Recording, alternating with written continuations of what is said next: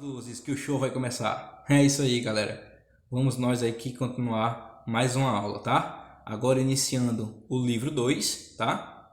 Com o primeiro capítulo falando de movimento circular uniforme. Então, vejamos. Os principais conceitos que você deve entender. O que é aceleração centrípeta, o que é período, o que é frequência, o que é velocidade tangencial, o que é velocidade angular, o movimento circular uniforme, a resultância centrípeta, o pêndulo simples e cônico. Estes são os principais conceitos que você deve entender ao longo dos nossos estudos sobre o movimento circular uniforme. Vamos dar início. O primeiro conceito que a gente tem a partir de movimento circular foi definido por Aristóteles, cerca de entre 384 a 322 anos antes da era de Cristo. Então, o Aristóteles disse que todos os corpos celestes giravam em torno da Terra, em movimento circular. Essa é a primeira definição que a gente tem de um movimento circular. Nós temos também o Nicolau Copérnico, entre 1473 e 1543, que diz que das evoluções dos corpos celestes, ou seja, ele fala sobre o movimento dos corpos. O Copérnico ele já defende um modelo heliocêntrico, onde não mais a Terra está no centro, e sim o Sol. Então, a Terra e os demais planetas giravam em torno do Sol em órbitas circulares. Aqui tem um estudo mais recente sobre movimentos circulares. Então, vamos adiante. O movimento circular, como o próprio nome já diz, é um movimento que descreve uma circunferência. O movimento circular uniforme pode ser chamado de MCU. E observe o seguinte, pessoal, como ele descreve uma circunferência, a velocidade tange ao movimento. Ou seja, se eu estiver girando um pêndulo e eu cortar o cordãozinho desse pêndulo, essa pedra vai sair em linha reta, certo? Isso significa que a velocidade é tangencial. O corpo tende a entrar em linha reta. Mas por que, professor, ele não fica em um movimento em linha reta? Ele fica mudando a sua direção, mantendo o círculo. Porque existe uma aceleração que puxa ele para o centro da trajetória, certo? Que puxa ele para o centro da curva. E essa aceleração é chamada de aceleração centrípeta, certo? E a aceleração centrípeta é igual à velocidade ao quadrado sobre o raio. Pessoal, por algum motivo aqui o slide cortou, mas tem um quadrado aqui, tá? Nesse V. A é igual a V ao quadrado sobre R. Conserta aí, por favor. Então, onde o módulo da aceleração é constante, porque sempre vai apontar para o centro, a direção é variável e o sentido para o centro da curva. Período, pessoal. O período, o próprio nome já diz. Qual é o período da aula de física, A aula de física começa às 9 horas e 10 minutos e termina às 10 horas. Então, qual o período da aula de física? Durou quanto tempo? Então, o período da aula, a duração da aula, foi de 50 minutos. E a gente pode então definir assim o que é período.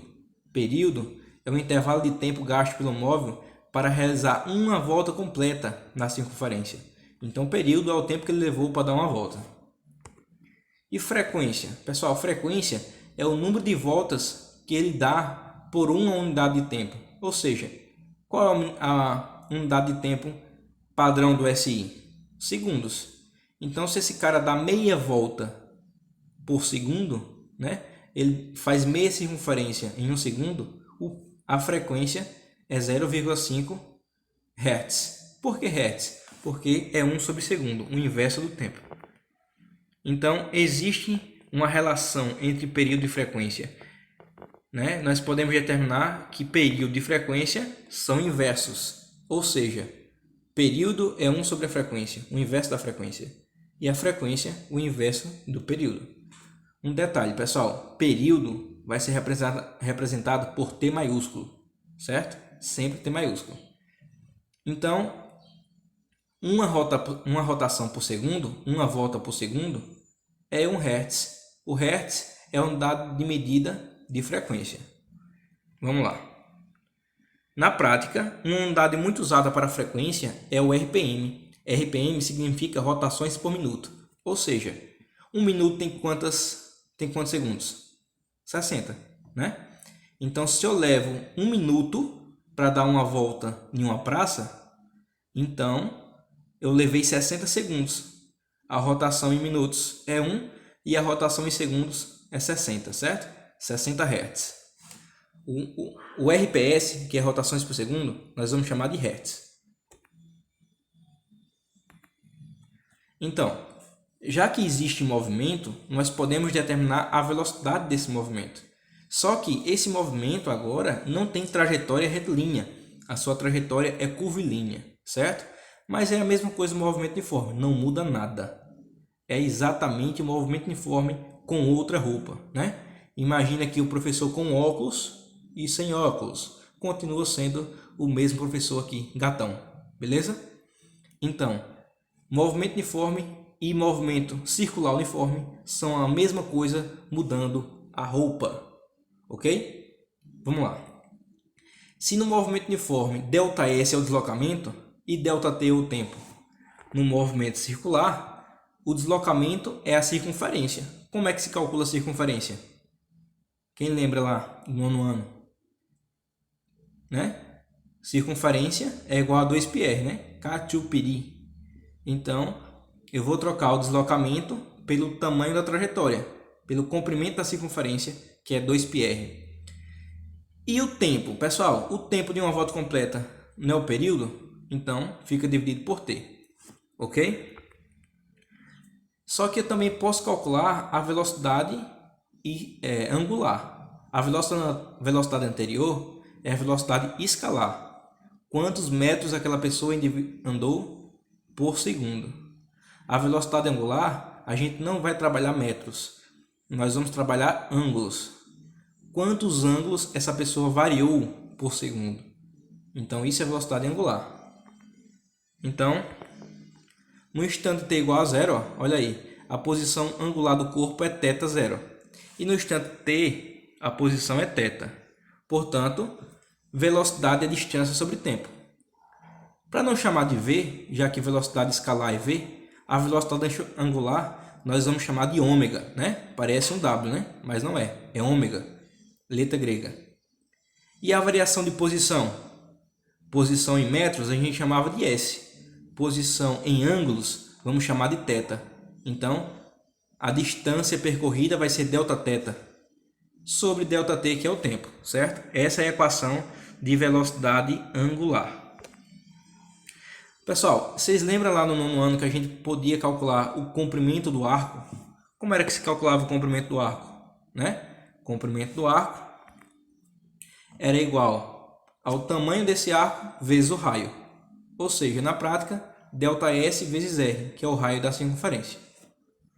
Então, se eu substituir aqui, ó, a velocidade escalar, é angular vezes o raio.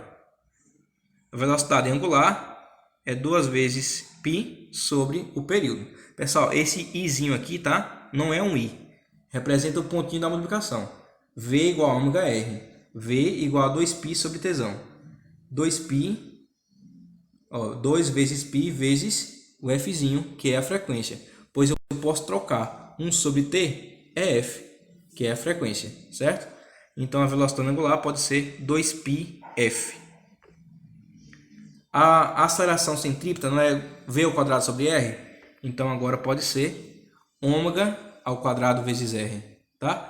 Deu uma distorçãozinha aqui no slide, porque eu passei de computador para o celular, mas vocês vão acompanhando aí no livro também, tá? Tem um quadrado aqui, ok? Então, a transmissão do movimento circular uniforme. Pessoal, veja só. No movimento de bicicleta, a gente pedala, a coroa tem um movimento. Esse movimento é transmitido para a catraca, né, que fica acoplada à roda, e a roda faz a bicicleta se mover. Então, nós podemos associar essa transmissão do movimento, né, da coroa para a catraca, de acordo com os seus raios. A coroa tem o raio 2, a catraca tem o raio 1. Então, ao pedalar, você transmite esse movimento. E essa transmissão do movimento depende dos seus raios. Então a frequência do movimento 1, que pode ser a catraca, vezes o raio dessa catraca, vai ser igual à frequência dos pedais, né, da coroa, vezes o raio dessa coroa. R1, F1 é igual a R2, F2, certo? Então, quanto maior a coroa, menor a catraca, certo? Uma volta completa dos pedais resulta em maior número de voltas, certo? Ou seja, a bicicleta se move com velocidade maior, porém o esforço do ciclista é maior, não é isso? Quem nunca brincou aí de andar de bicicleta de marchas? Quanto menor a coroa e maior a catraca, uma volta completa dos pedais resulta em menor número de voltas do pneu, né? A velocidade da bicicleta é menor, mas o esforço do ciclista também é menor.